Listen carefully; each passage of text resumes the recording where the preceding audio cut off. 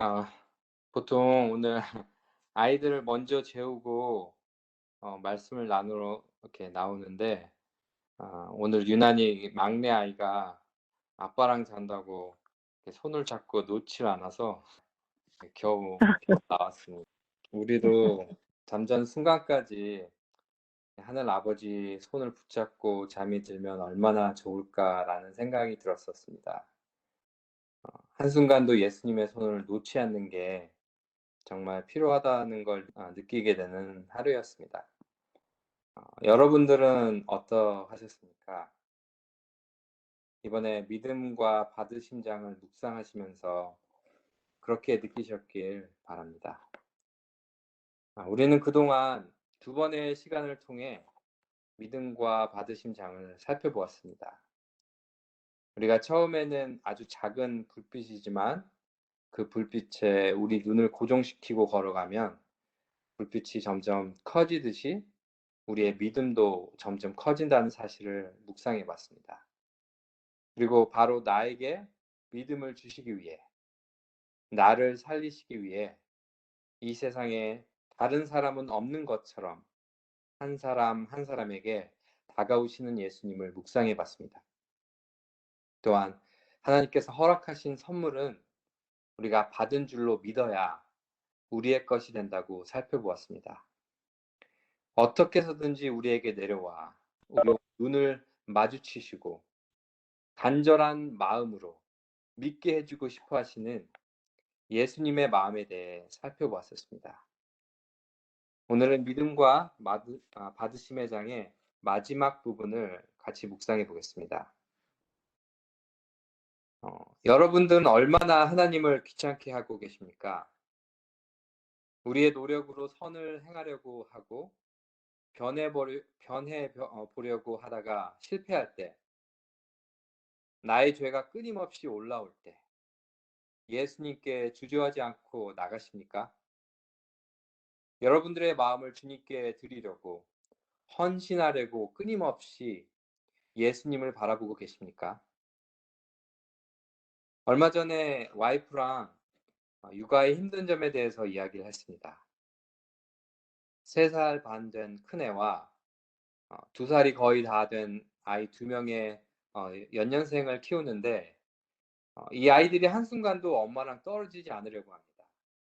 계속 놀아달라고 칭얼대고 서로 싸우고 울면서 엄마한테 오고 끊임없이 엄마만 찾아서 하루 종일 너무 힘들다는 그런 대화 내용이었습니다. 그렇게 힘든 육아를 아내가 말할 때 제가 문득 해줄 수 있는 말은, 자기도 힘들 때마다 하나님한테 똑같이 해보라고, 애들이 당신만 찾으면 그럴 때마다 하나님을 불러보라고 말했습니다.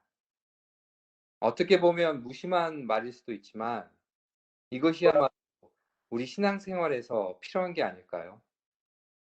우리 마음을 하나님께 바치고 싶고 하나님 뜻대로 살고 싶지만 넘어지고 내 힘으로 하려다가 쓰러지고 자포자기할 수 있습니다. 그럴 때마다 우리를 기다리고 계신 주의 친절한 팔에 가서 안길 수 있는 특권이 있습니다. 예수님은 우리가 24시간 예수님께 나아가도 절대 귀찮거나 외면하시지 않고 제발 항상 나에게 나오라고 호소하시며 그걸 영광으로 여기신다는 놀라운 사실입니다. 왜 그런 분한테 우리 모든 걸 맡기고 나아가지 않겠습니까? 왜 주저하겠습니까? 영감의 교훈에 보면 비록 우리 기도가 유창하게 표현되지 않았을지라도 예수님께서는 귀찮게 여기시지 않고 완전하신 자신의 아름답고 향기로운 향과 함께 하나님 앞에 바쳐진다고 나와 있습니다. 그리고 누가복음 18장에 보면 불의한 법관이 귀찮게 조르는 과부가 귀찮아서 그것을 피하기 위하여 이기적인 목적으로 그의 요청을 들어주는 이야기가 있습니다. 하지만 그것과 너무나 대조적으로 하나님은 불쌍한 우리들의 호소를 무한한 동정심을 가지고 우리의 귀찮게 하는 호소를 들으시고 무한한 사랑으로 감싸 주십니다. 우리같이 구제불능이고 더럽고 엄마 없이는 아무것도 못하는 찡찡대는 아이 같은 우리를 항상 받아주시고 사랑을 쏟아 부으실 수 있게 기다리고 계신 예수님께 항상 나아가시는 저와 여러분들이 되길 간절히 바랍니다. 저의 성격은 힘들 땐 쉽게 포기해버리고 끈기 있게 뭘 하는 사람이 아닙니다. 제 인생을 돌아보면 무슨 일을 하다가도 조금만 어려운 일이 생기면 쉽게 포기했고 환경이 나빠지고 힘들면 쉽게 다른 길을 택하곤 했었습니다. 그런 제가 신앙을 한번 제대로 해보려고 노력했을 때 하면 할수록 속절없이 넘어지고 실패에 실패를 반복하는 저의 모습을 바라보게 되었습니다. 매일의 영적인 삶이 실패와 좌절의 연속이었습니다. 하지만 이상하게도 실패하면 할수록 나의 속절없는 구제불능의 모습을 더욱더 경험하면 할수록 더 예수님을 부르고 쓰러지고 좌절해도 다시 예수께로 나아가는 제 자신을 보게 되었습니다. 오직 예수님만이 나의 유일한 희망이시다는 걸 깨닫게 될 때 다른 길, 다른 방법은 없다는 걸 실패하면 할수록 더 분명히 깨닫게 된 것입니다. 그냥 내가 아무리 노력해도 안 되는 걸 알면서도 인간의 노력으로 계속 해보려고 지금도 반복하고 또 쓰러지지만 그래도 예수님은 그런 저를 불쌍히 여기신다는 사실을 믿게 되었습니다. 저의 이 불쌍하고 구제불능의 모습을 그냥 예수님께서는 나으라고 허락하셨으니 그 약속을 믿고 나아가는 것뿐입니다. 예수님께서는 이런 저를 귀찮다고 여기지 않으시다는 걸 믿게 해주셨기 때문입니다. 역대하 20장 12절에는 이렇게 나와 있습니다. 우리 하나님이여 그들을 징벌하지 아니하시나이까. 우리를 치러오는 이 큰 무리를 우리가 대적할 능력이 없고 어떻게 할 줄 알지 못하옵고 오직 주만 바라보나이다. 하나님께서는 우리 스스로의 노력으로 해보려는 시도를 그대로 내버려 두십니다. 우리의 노력은 썩은 새끼줄, 모래로 만든 줄인 것을 깨닫게 해주시는 것입니다. 그래야지만이 우리의 눈을 우리 자신에게 돌려 예수님을 바라보기 때문입니다. 우리의 유일한 희망은 예수님이라는 걸 깨닫게 해주시기 위해서, 그 믿음을 주시기 위해서 허락하시는 것입니다. 우리 둘째 아이가 얼마 전까지만 해도 뭐든지 자기가 하려고 떼를 쓰고 고집을 부렸지만 혼자서는 절대 안 된다는 걸 조금씩 깨닫기 시작했는지 이제는 하나하나씩 포기하고 자기가 못하는 것은 바로바로 와서 해달라고 합니다. 그렇게 자기가 할 수 있다고 떼쓰고 고집 부리던 아이가 말이죠.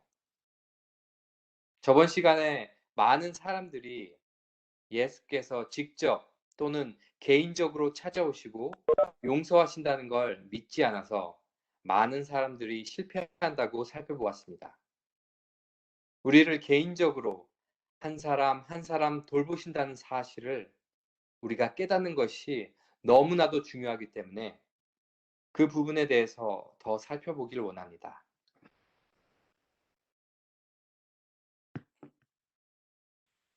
성경에서 목자가 99마리를 버려두고 잃어버린 단 한 마리의 양을 찾기 위해 나선 이야기가 나옵니다. 잃어버린 한 마리의 양이 크게 보면 이 지구를 가리키기도 하지만 우리 각 개인 한 사람 한 사람을 가리킨다고 생각합니다. 영감의 교훈에는 이렇게 나와 있습니다. 나에게 99마리가 있는데 잃어버린 양 한 마리를 찾기 위하여 나선다는 것은 너무나 골치 아픈 일이다. 내버려 두면 혼자 돌아올 터이므로 양 우리의 문만 열어두면 언젠가는 돌아올 테지. 그러나 내가 나서서 그놈을 찾을 수는 없어. 라고 말하지 않았다. 목자는 결코 그런 태도를 취할 수 없었다. 한 마리의 양을 잃어버린 사실을 알게 되자마자 목자의 얼굴에는 슬픔과 근심으로 가득 차게 된다. 그는 양의 수를 세고 또 세보며 확실히 한 마리가 없어진 것을 알게 될 때에 그는 편히 쉴 수 없다. 그는 99마리를 양 우리에 남겨두고 아무리 그 밤이 캄캄하고 격렬한 광풍이 불지라도 그의 갈 길이 아무리 위험하고 사나울지라도 그의 수고가 아무리 지루하고 고달픈 것일지라도 그 잃은 양을 찾을 때까지 그는 지칠 줄 모르고 뒤로 물러서지 않는다. 멀리서 들려오는 희미한 양의 울음소리를 처음으로 들었을 때 그는 얼마나 안심이 되었는지.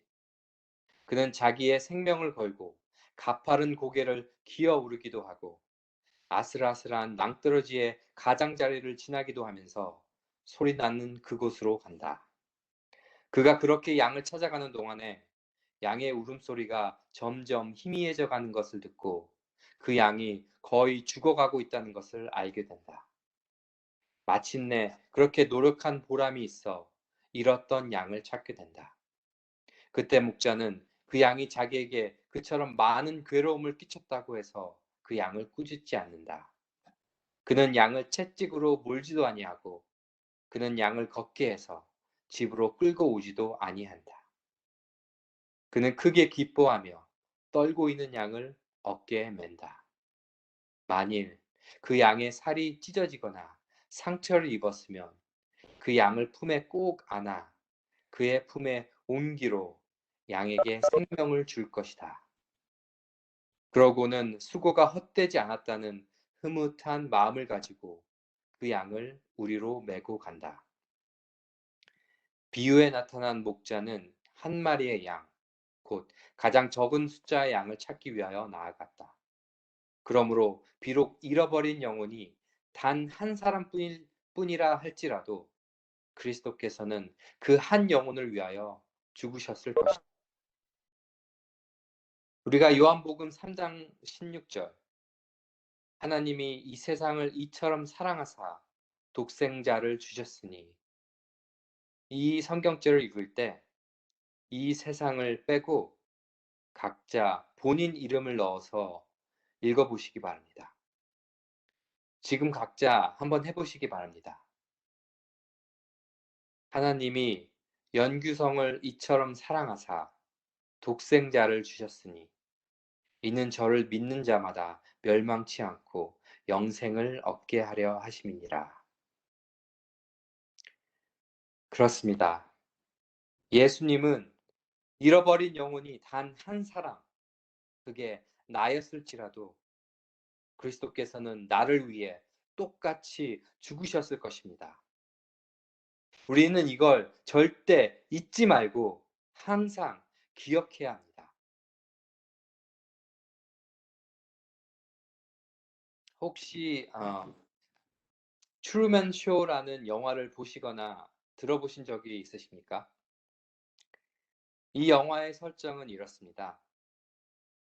트루먼 쇼라는 TV 프로그램은 트루먼의 인생을 그대로 방송한다는 설정입니다. 태아 때부터 30살이 될 때까지 트루먼이라는 사람의 일거수일투족이 카메라를 통해 전 세계로 방영됩니다. 정작 트루먼 자신만 모른 채로 말입니다. 그의 친구, 직장, 동네, 모든 그를 둘러싼 모든 것들이 세트장이고 짜여진 시나리오입니다. 태어난 순간처럼 현 시점까지 계속 생방송으로 방영하고 온 세계가 지켜봅니다. 그걸 마침내 깨닫게 되고 그 프로그램의 세트장이었던 섬에서 역경을 딛고 드디어 탈출하게 된다는 내용입니다. 이 영화를 데미안이라는 책에 나오는 한 구절로 정리할 수 있다고 읽었습니다. 새는 알에서 나오려고 투쟁한다. 알은 세계다. 태어나려는 자는 한 세계를 깨트려야 한다. 새는 신에게 날아간다. 우리가 사는 이 세상이 하나의 커다란 세트장이고 온 우주 만민과 천사들이 나의 일거수일투족을 지켜보고 있다면 어떨까요? 다른 사람이 아닌 나 하나만을 바라보고 나 하나만을 구출하려고 하는 모든 노력들이 지금 이 순간에도 펼쳐지고 있다면요.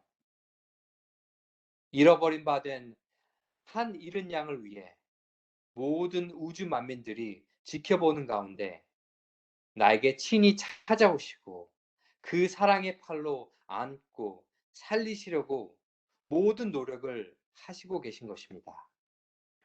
내 주위의 환경을 통해 내가 처해진 상황들과 사람들을 통해 오직 나를 사랑하시고 살리시려고 말입니다. 저와 여러분 각 개인이 진짜 이 영화에 나오는 주인공인 것입니다. 그 어린 양이 혼자는 절대 스스로 돌아오는 길을 찾을 수 없듯이 나 또한 하나님의 사랑이 나를 구하러 오지 아니하면 결코 하나님께로 돌아오는 길을 찾을 수 없습니다. 영감의 교훈은 그리스도께서 잃은 양의 비유를 통해 가르치고자 하시는 것은 구원은 우리가 하나님을 찾아감으로 얻는 것이 아니라 하나님이 우리를 찾아오심으로써 얻는 것이라는 점이라고 했습니다. 새는 알에서 나오려고 투쟁하는 마음도 하나님께서 심어주시는 것이고 태어나려는 자, 곧 거듭나려는 자의 한 세계를 깨트리는 것도 예수님을 통해 해주시는 것입니다. 그리고 그 새가 신에게 날아가는 것도 예수님을 통해 해주시는 것입니다. 지금 온 우주가 이 지구라는 세상에서 어떤 관심을 가지고 있는지 영감의 교훈은 이렇게 설명하고 있습니다.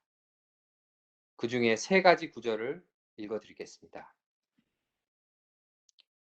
다른 세계에 있는 거룩한 거민들은 깊은 관심을 가지고 지상에서 일어나고 있는 사건들을 주목하고 있었다. 온 하늘은 지구의 거민들을 바라보고 있다. 천사들과 하늘에 계신 하나님께서는 그리스도인이라 하는 자들을 지켜보시며 그들의 신앙생애를 저울질하고 계신다. 또 다른 구절에는 이렇게 나와 있습니다. 하나님께서는 우리 눈에서 당신 자신을 가리고 있는 휘장을 여시고 지성소의 보좌에 앉아 계신 당신 자신을 조용한 가운데 계신 것이 아니고 천천만만의 하늘 거민과 하나님의 명령을 대기하고 있는 행복한 천사들에게 둘러싸여 계신 당신 자신을 나타내 보이시려고 하는데도 사람들은 이에 비해 얼마나 다른 것을 찾고 있는가? 우리의 영적인 눈이 띄어서 이 모든 것을 우리가 볼 수만 있다면 잃은 양 하나를 찾기 위해서 어떤 것이 동원되었는지 우리가 진정으로 깨닫기만 한다면 우리의 삶은 어떻게 변할까요? 그 전에 나누었던 정로의 계단 2장 끝부분에 나와 있는 내용 다시 읽어드리겠습니다. 그는 당신의 아들을 주심으로 온 하늘을 선물로 주셨다.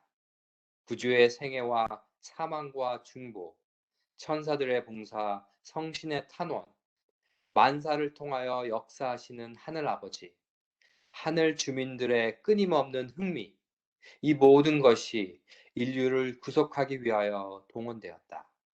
아, 우리는 우리를 위하여 드리신 그 놀라운 희생을 묵상하여 보자.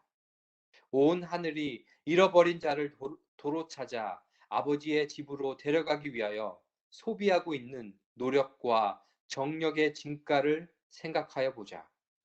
이보다 더 강한 동기를 가지고 이보다 더 강력한 동력을 사용할 수는 없는 것이다. 이 모든 것이 나 하나를 살리시려고 동원되고 있다는 것입니다.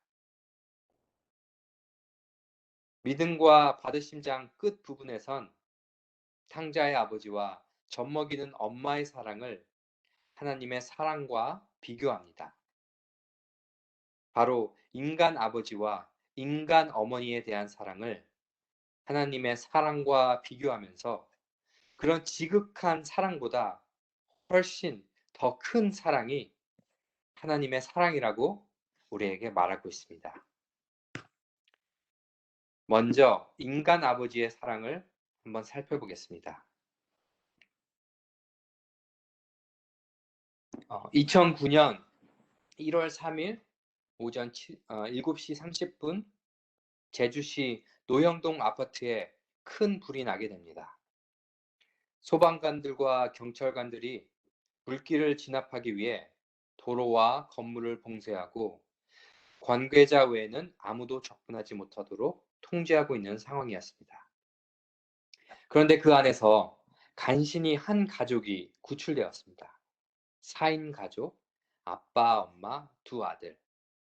근데 나와서 막상 보니까 막내 아들이 안 보이는 것입니다. 그것을 알고 엄마가 울부짖자 한 남자가 소방관들과 경찰 관계자들 사이를 헤집고 그 불길 속으로 뛰어들려고 했습니다. 그 남자는 누구였을까요? 소방관들이 당신 누구십니까? 라고 묻자 내가 저기 불길 속에 갇혀 있는 아들의 아버지입니다. 라고 말합니다. 그 집 구조는 누구보다 본인이 잘 알고 있기 때문에 자기가 들어가면 구할 수 있다고 소리칩니다. 그런데 그때 무슨 이야기가 나오냐면 거기서 마지막으로 한 소방관이 나오면서 이제 그 집에는 생존자가 더 이상 없습니다. 라고 확언해 버립니다. 하지만 아버지는 끝까지 주장합니다. 내 아들은 살아있다. 그리고 내가 집 구조를 잘 알기 때문에 아들이 어디에 있는지 안다. 내가 들어가야만 아이를 살릴 수 있다. 결국 아빠는 어떠한 방호복도 입지 않고 간이 산소 마스크 하나만 걸치고 소방관과 함께 그 불길 속에 뛰어들어갑니다. 어떻게 됐을까요? 다행히 아들을 구출해 나옵니다. 그 아이의 아버지이기 때문에 가능한 일이었고 반드시 살려야겠다는 아버지의 강한 의지가 그 아이를 살려낸 것입니다. 그날 이 사건은 불길보다 뜨거운 부정이란 제목으로 뉴스에 소개되었습니다. 주님께서는 우리를 창조하신 아버지이십니다.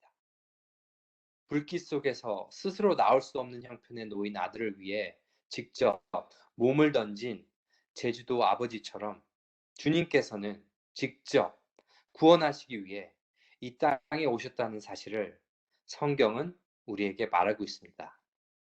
이 놀라운 인간 아버지의 사랑도 하늘 아버지의 사랑을 표현하기에는 부족하다고 저자는 말하고 있는 것입니다.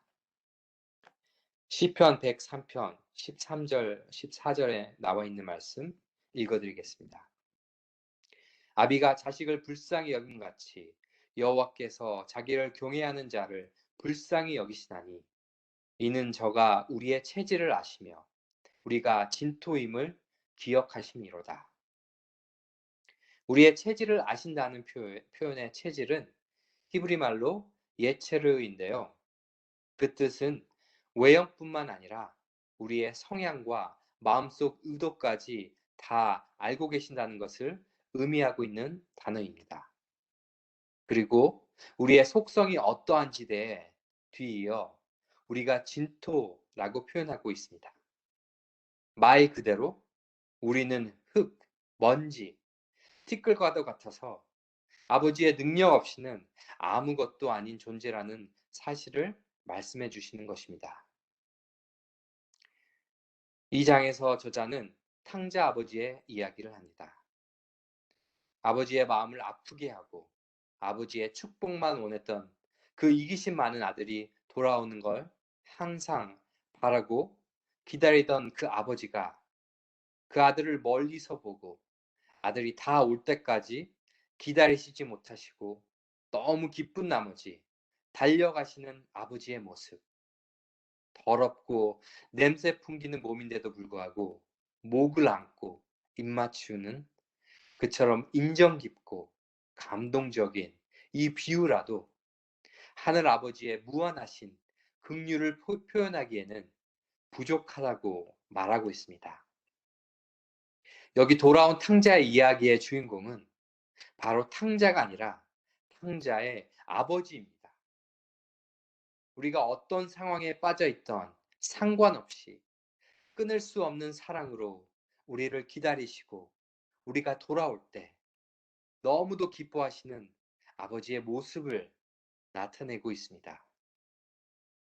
우리가 알고 있는 인간적인 아버지의 사랑보다 더 크신 하늘 아버지의 사랑이 우리를 이끌고 계시다는 것입니다. 하나님께서는 우리에게 호소하십니다. 나는 영원한 사랑으로 너를 사랑하였고 인애로 너를 인도하였다. 이어서 저자는 인간의 엄마의 사랑보다도 더 크신 사랑을 설명하고 있습니다. 우리를 향한 당신의 사랑을 표현하기 위하여 그가 택한 다음의 말씀보다 더 강하고 강국한 언사가 어디 있으랴. 여인이 어찌 그 젖 먹는 자식을 잊겠으며 자기 태에서 난 아들을 긍휼히 여기지 않겠느냐. 그들은 혹시 잊을지라도 나는 너를 잊지 아니할 것이라 고 말하셨다. 얼마 전에 44년 전 잃어버린 쌍둥이 딸을 DNA 검사로 찾게 되고 처음으로 화상으로 만나는 방송을 보게 되었습니다. 그 잃어버린 딸은 미국에 입양되어 지금까지 살고 있었습니다. 그 잃어버린 쌍둥이 딸에게 울면서 하는 말은 우린 널 버린 게 아니야. 단 한 번도, 하루도 널 잊어본 적이 없어. 라는 말이었습니다. 44년 만에 만난 딸에게 꼭 해주고 싶었던 말이었던 건 널 잊지 않았다는 말이었던 것입니다. 그 딸은 자기가 지금까지 버려진 줄만 알았었는데 자기를 잊지 않고 애타게 찾고 있던 가족을 만난 것입니다. 이런 감동적인 이야기도 있지만 요즘은 엄마가 친자식을 죽이고 아빠가 친딸을 성폭행하는 끔찍한 뉴스들을 듣게 됩니다. 이런 뉴스를 들을 때마다 세상이 참 악하다는 생각을 들게 합니다. 얼마 전에는 한국에서 정인이 사건으로 한동안 떠들썩했습니다. 너무도 사랑스럽고 이쁜 아이를 입양한 양부모가 말도 제대로 못하는 아이를 학대하고 괴롭히고 결국엔 끔찍한 폭행으로 죽인 그 안타깝고 너무나도 슬픈 사건이었습니다. 전 그 뉴스를 읽고 보는 것도 너무 힘들고 괴로워서 가급적이면 피했습니다. 똑같은 또래를 키우는 부모의 입장이다 보니 마음이 더 아팠던 것 같습니다. 하지만 그런 뉴스들을 접하면서 하늘 아버지의 마음을 조금 살펴보게 되었습니다. 우리를 너무도 사랑하시는 그 아버지, 인간의 부모보다도 훨씬 더 극진히 사랑하고 귀하게 여기시는 자녀들이 사탄에게 입양되어 고통당하고 죽어가는 모습을 볼 때 얼마나 안타깝고 마음이 아프실까. 그 영원한 사랑과 영원하신 팔로 우리를 안아주시길 기다리시는데 그분께 가지 않고 믿지 않는 우리를 보실 때 얼마나 가슴이 찢어지실까? 예수님이 우리가 고통당하시는 모습을 바라보시는 게 그분한텐 얼마나 큰 고통인지 상상해 보셨습니까? 만약에 우리 자녀가 정인이 아이처럼 다른 양부모한테 입양되었다고 상상해 봅시다. 그리고 가까이서 그 아이가 양부모로부터 학대당하고 고통당하는 일거수일투족을 옆에서 지켜만 봐야만 된다면 마음이 어떻겠습니까? 트루맨 쇼의 영화처럼 온 우주 만민들이 지켜보고 있는 가운데 말입니다. 부모가 당하는 아픔과 고통이 그 아이보다도 훨씬 더 크지 않을까요? 차라리 먼 곳에서 우리 눈에 보이지 않는 곳에서 일어나고 있는 일이라면 그나마 좀 나을 텐데 매일 매 순간마다 우리를 바라보시고 한순간이라도 우리에게 눈을 떼지 못하시는 예수님의 마음은 얼마나 고통스럽고 괴로울까요? 이것이 바로 한두 명도 아닌 아담부터 지금까지 죄로 인해 고통당하고 있는 자녀들을 바라보는 그 하늘 아버지의 마음을 우린 감히 상상이나 할 수 있을까요? 영감의 교훈에 보면 이렇게 기록되어 있습니다. 증언보감 2권 339페이지에 있는 말씀입니다. 그분은 우리의 모든 일과 우리의 슬픔에 관심을 가지신다. 그분은 모든 눈물을 주목하시고 연약함을 느끼는 우리의 감정에 공명하신다.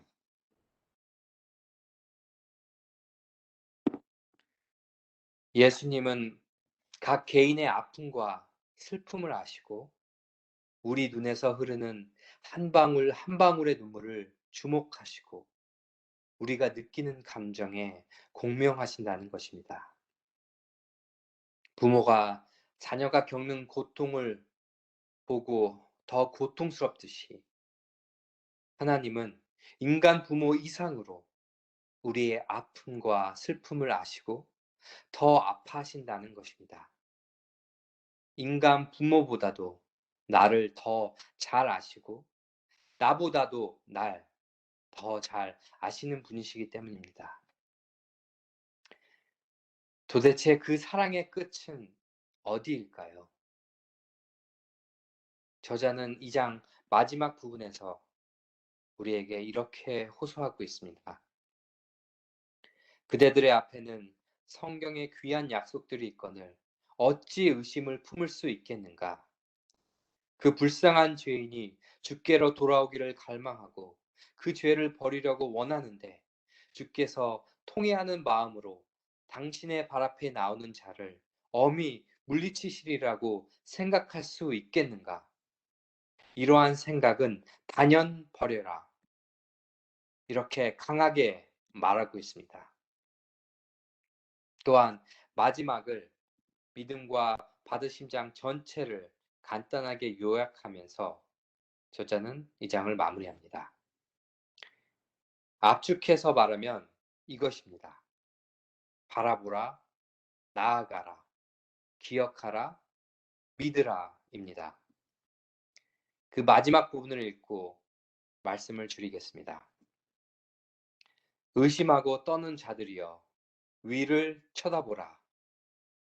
대개 예수께서 살아계셔서 우리를 위하여 간구하신다. 하나님께서 당신의 사랑하시는 아들이 주신 것에 대하여 감사하고 그가 그대를 위하여 죽으신 것이 헛되지 않게 하기 위하여 기도하라. 성신께서 오늘 그대를 부르신다. 전심으로 예수께로 나아가라. 그리하면 그의 축복을 요구할 수 있을 것이다. 그대들이 하나님의 허락을 읽을 때에 그것들이 말로 할 수 없는 사랑과 긍휼을 표시한 것임을 기억하라.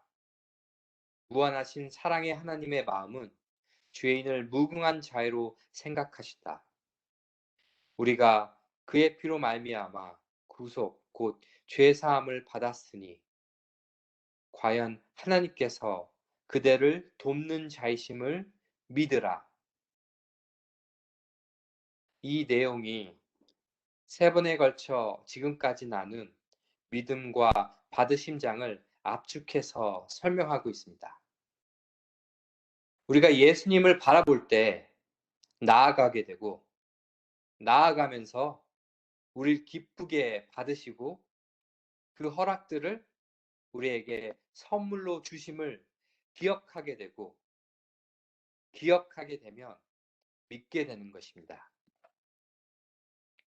각 개인을 찾아오신 예수님을 고개를 들어 바라보시고 부름에 응하여 예수님께 전심으로 나아가시며 하나님의 놀라운 사랑을 기억하시고 그러므로 믿게 되시는 저와 여러분이 되시길 간절히 바라면서 말씀을 마치겠습니다. 아멘. 다 같이 기도하시겠습니다. 하늘에 계신 하늘아버지,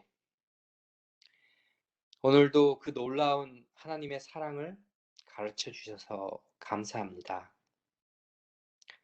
나보다 더 날 잘 아시고 나의 눈물 하나하나 주시하시고 나의 고통을 내가 느끼는 고통보다 더 고통받으시고 아파하시는 주님, 감사합니다. 이른 양, 나 하나를 반드시 살리시겠다고 행하시는 또 행하시고 있는 모든 일들을 우리의 영적인 눈을 뜨게 하사 보게 하시고 전심으로 주께 나아가고 그 사랑을 기억하여 믿게 하여 주시옵소서. 믿음의 주요 온전케 하시는 예수님 이름으로 간절히 기도드립니다. 아멘.